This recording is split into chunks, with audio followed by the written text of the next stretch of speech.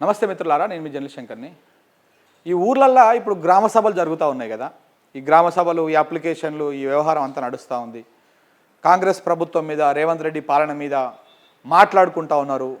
ఊర్లో ఉన్నటువంటి పెద్ద మనుషులు, రైతులు, మహిళలు ఇట్లా చాలామంది మాట్లాడుకుంటూ ఉన్నారు. అయితే ఇప్పుడు ఈ మొత్తము చర్చ లోపల ఈ ఊర్లో ఉన్నటువంటి ప్రజలు వాళ్ళ ముందు ఒక పెద్ద క్వశ్చన్ మార్క్ ఉన్నది. ఇప్పుడు రేపు సర్పంచ్ ఎన్నికలల్లో ఓలకోట్లు వేయాలి, ఈ రకమైన చర్చ బాగా చేస్తూ ఉన్నారు. ఎందుకంటే మరి ప్రభుత్వానికి వేయాలన్నా, కాంగ్రెస్ పార్టీకి వేయాలన్నా, లేదా బీఆర్ఎస్ పార్టీకి వేయాలన్నా, బీజేపీ పార్టీకి వేయాలన్నా, ఎవరికి వేయాలి, అసలు ఎవరేం చేస్తున్నారు అనేటువంటి ఒక ఫిల్టరింగ్ వ్యవహారం జరుగుతూ ఉన్నది ఊర్లల్లో. గ్రామాల్లో ఉన్నటువంటి మెజారిటీగా ఈ చర్చ ఎక్కడ జరుగుతుంది? రైతులలో జరుగుతుంది. పెద్ద మనుషులు ఉంటారు కదా ఊర్లలో. పెద్ద మనుషులు అంటే బాగా అనుభవం ఉన్నటువంటి వాళ్ళు, మంచిది చెడేది తెలిసినటువంటి వాళ్ళు, వ్యవసాయం మీద అదైనటువంటి వాళ్ళు కొంత చివరి స్టేజ్లో వాళ్ళు కొంత రెస్ట్ చేసుకుంటారు. ఊళ్ళలో కూడా కూర్చొని అక్కడిక్కడ ముచ్చటేస్తూ ఉంటారు. దాంతోపాటు మహిళలలో బాగా చర్చ నడుస్తూ ఉంది. కూలిపోయిన కాడ, నాలుకోయిన కాడ, నాట్లేసే కాడ, కలుపు తీసే కాడ, ఇక్కడ బాయి కాడుకోయిన కాడ, ఎడ్ల కాడ, పశువుల కాడ ఏదైతే మహిళలు గుమ్మిగూడుతూ ఉంటారో అక్కడ ఈ చర్చ నడుస్తూ ఉన్నది బాగా. రేపు ఎన్నికలలో ఓట్ల వేయాలి, సర్పంచ్ ఓట్లు వస్తున్నాయి. ఎందుకంటే ఫిబ్రవరి చివరి వారం లోపల, February second week, third week లోపల ఈ ఏదైతే బీసీ కమిషన్ వేసినటువంటి ఈ సర్వే కార్యక్రమం ఏదైతుందో ఆ రిపోర్ట్ కూడా రెడీ అయిపోతుంది, అది కూడా వచ్చేస్తుంది అనేటువంటి వార్తలు బాగా వస్తూ ఉన్నాయి, తెలుస్తూ ఉంది. ఆ రిపోర్ట్ వచ్చిన తర్వాత 42% రిజర్వేషన్లు పెంచేసి మరి ఎన్నికలకు పోతారా, లేకపోతే బీసీలకు, లేకపోతే ఉన్నటువంటి రిజర్వేషన్లతోనే వెళ్ళిపోతారా, ఏ రకంగా ఉంటుంది అనేది ఇప్పుడు ఒకటి తేలాల్సినటువంటి అవసరం ఉన్నది. సో కాబట్టి అది వచ్చేటువంటి అవకాశం ఉన్నది.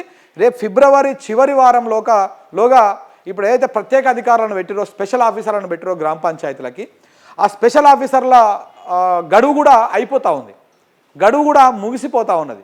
ఆ ముగిసిపోయినటువంటి సందర్భంగా నెక్స్ట్ మరి ఇప్పుడు ఒకవేళ ప్రభుత్వము ఎన్నికలు నిర్వహించేటువంటి ఆలోచన లేకపోతే ఆ అధికారుల పదవీ కాలాన్ని ఇంకొకసారి పొడిగించాలి.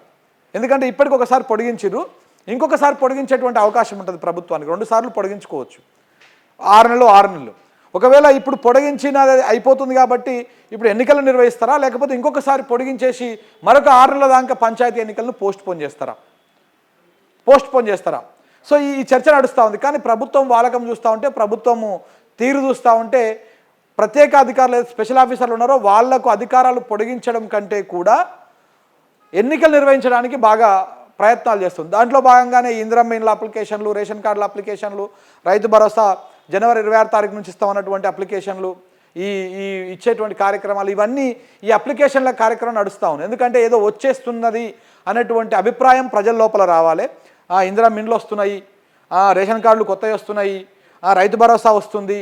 రైతు భరోసా అంటే 12,000 మళ్ళీ ఇవి వస్తున్నాయి, ఏదో పథకాలు వచ్చేస్తున్నాయి, ప్రభుత్వం మీద ఒక సింపతి గెయిన్ అవుతుంది అన్నటువంటి చర్చ జరగాలి. కాబట్టి ఈ అప్లికేషన్ల కార్యక్రమం బాగా నడుస్తూ ఉంది.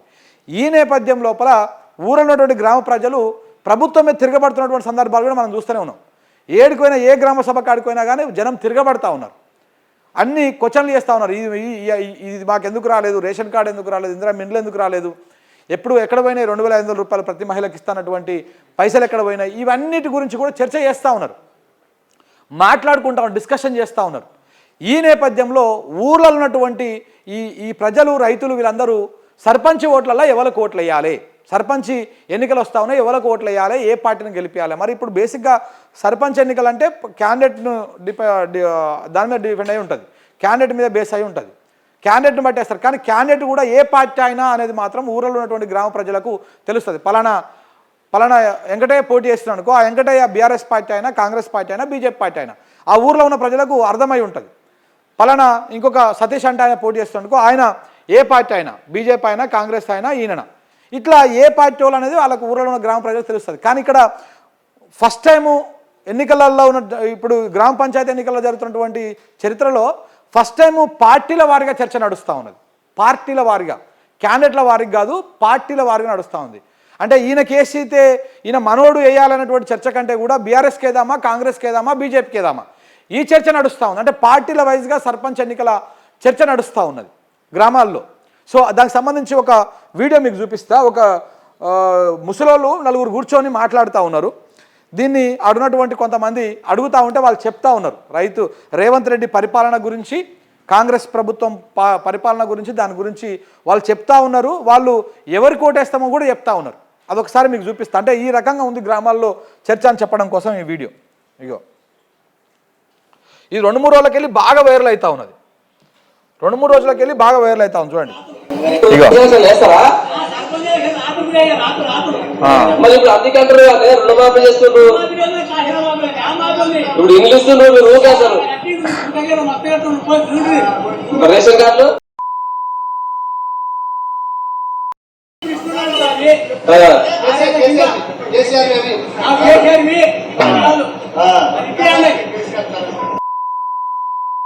ఇప్పుడు రైతు బంధు కూడా ఇల్లు బంద్ చేసిండు, ఇప్పుడు ఎలక్షన్ వచ్చింది, ఇప్పుడు ఇస్తున్నారంట జనవరి ఇస్తారు అన్నీ.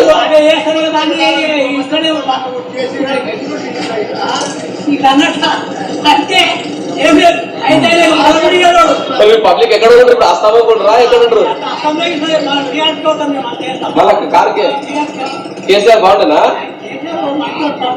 మొగోడు అంటావు. కేసీఆర్ ఓడు మంచోడు పాపం అంటాడు. ఈ భాష ఎక్కడ తెలుసా? ఇది ఎక్కడ? ఇది మహబూబ్ నగర్లో ఒక బెల్ట్లో ఉంటుంది. ఇది కొడంగల్లు లేకపోతే ఆ నారాయణపేట ఆ బెల్ట్లో ఈ రకమైనటువంటి స్లాంగ్ ఉంటుంది అన్నమాట. గద్వాలకి ఇటు సైడు అటు సైడు. ఇది మహబూబ్ నగర్కి సంబంధించినటువంటి వీడియో, మహబూబ్ నగర్కి సంబంధించినటువంటి వాళ్ళు అంటే ఆ లాంగ్వేజ్ని బట్టి నేను చెప్తా ఉన్నా. అంటే ఊర్లలో ఏం చర్చ నడుస్తూ ఉంది? కాంగ్రెస్ వర్సెస్ బీఆర్ఎస్, ఎవరిది మంచిగా ఉందనే చర్చ సర్పంచ్ ఓట్ల సందర్భంగా నడుస్తూ ఉంది.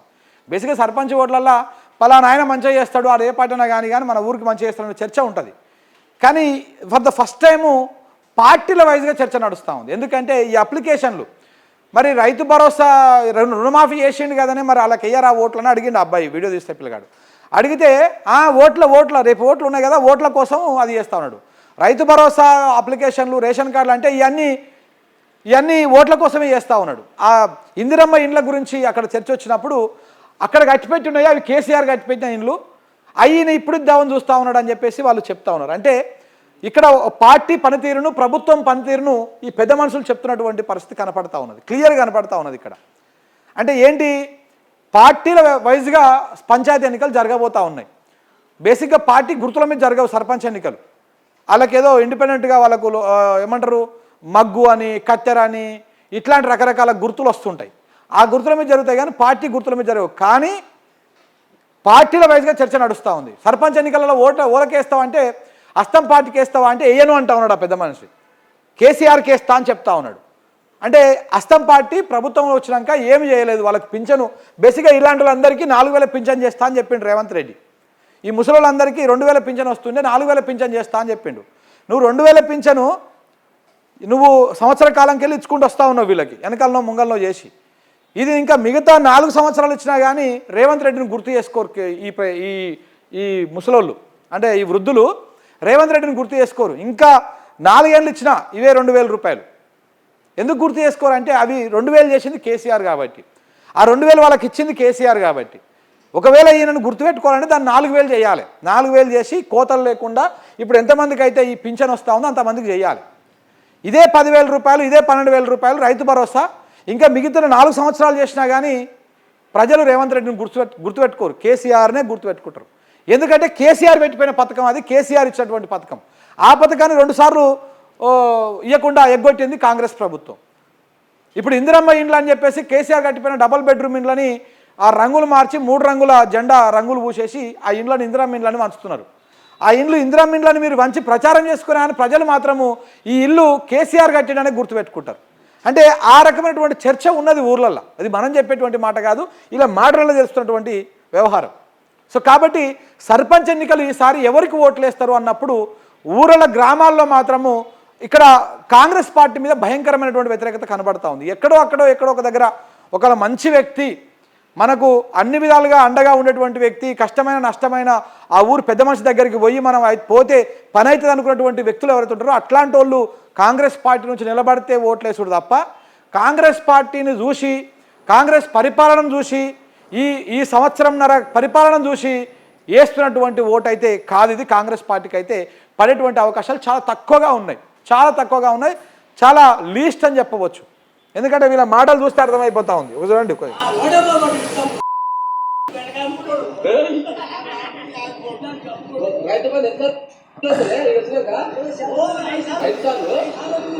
చూడు చూడు అంటే ఎంత ఎటకారం చేస్తా ఉన్నారు. రైతు బంధు ఎన్నిసార్లు వచ్చిందే కాంగ్రెస్ వచ్చినాక అని అడిగితే 5 సార్లు వచ్చింది, 5 సార్లు రాలే. ఎందుకంటే ఎటకారం చేస్తురుగా బాగానే ఎలగబెట్టింది మొత్తం అంతా ఎగ్గొచ్చిండు అనేటువంటి మాటని ఎటకారంగా చెప్తారు. హెచ్చరిక అంటారు చూసినా ఊళ్ళలో అట్లా చెప్తా ఉన్నమాట. రైతులు అంతా ప్రభుత్వం మీద ఈ రకంగా వాళ్ళ అసంతృప్తిని వ్యక్తం చేస్తూ ఉన్నారు.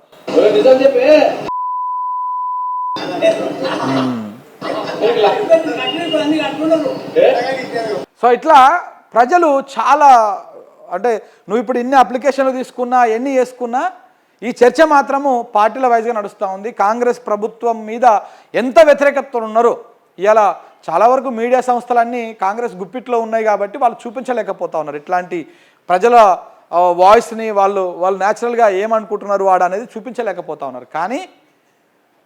కానీ గ్రౌండ్లో ఉన్నటువంటి పరిస్థితి మాత్రం ఇదే. రేపు సర్పంచ్ ఎన్నికలు ఒకవేళ కనుక ప్రభుత్వమే నిర్వహిస్తే రేపు ఫిబ్రవరి చివరి వారంలోగా ఎన్నికల కార్యక్రమం స్టార్ట్ చేస్తే 100% దాని రిజల్ట్ మాత్రం చూడబోతా ఉన్నారు. దాని రిజల్ట్ మాత్రము చూడబోతా ఉన్నది ప్రభుత్వము చూడబోతా. ఎందుకంటే ఇందులో అడిట్ చేయడానికి కూడా ఏం లేదు. ఎంపీ ఎన్నికలన్నా నువ్వు ఓన్కన్నా మోడీతో మిలాఖత్ అయితే ఏమైనా అడిట్ ఏమైనా అవుతుందో ఏమో, కానీ ఇది మొత్తం వ్యాలెట్ పేపర్. ఆ రోజు ఓట్లు అయిపోతే ఆ రోజే కౌంటింగ్ అయిపోతుంది. సో కాబట్టి పెద్దగా దీంట్లో ఆగం చేసేటువంటి పరిస్థితులు కూడా ఉండవు. ఒకవేళ ఏమైనా ఉల్టా పల్టా అయినా కానీ జనం అంతా తిరగబడితే మళ్ళీ రీఓటింగ్ పెట్టాల్సినటువంటి పరిస్థితి కూడా వస్తుంది. సో కాబట్టి ఈ నేపథ్యం లోపల రేపు సర్పంచ్ ఎన్నికలు చాలా ఇంట్రెస్టింగ్గా ఉండబోతున్నాయి. ప్రజలు ఎవరికి ఓటేస్తారనేటువంటి దాంట్లో చాలా ఈగర్గా వెయిట్ చేస్తూ ఉన్నారు తెలంగాణ ప్రజలు. మరీ ముఖ్యంగా గ్రామీణ ప్రాంతంలో ఉన్నటువంటి రైతులు కానీ పింఛన్దారులు కానీ మహిళలు కానీ చాలా ఈగర్గా వెయిట్ చేస్తూ ఉన్నారు సర్పంచ్ ఎన్నికల కోసం. ప్రభుత్వానికి బుద్ధి చెప్తానికి వెయిట్ చేస్తూ ఉన్నారా, లేకపోతే ఏదైతే పొరపాటు జరిగిపోయిందో ఆ పొరపాటుని సరి చేసుకుందామని వెయిట్ చేస్తూ ఉన్నారా, దేనికోసం వెయిట్ చేస్తూ ఉన్నారో తెలియదు. కానీ ప్రజలు మాత్రం చాలా ఈగర్గా వెయిట్ చేస్తున్నటువంటి పరిస్థితి అయితే కనబడుతోంది.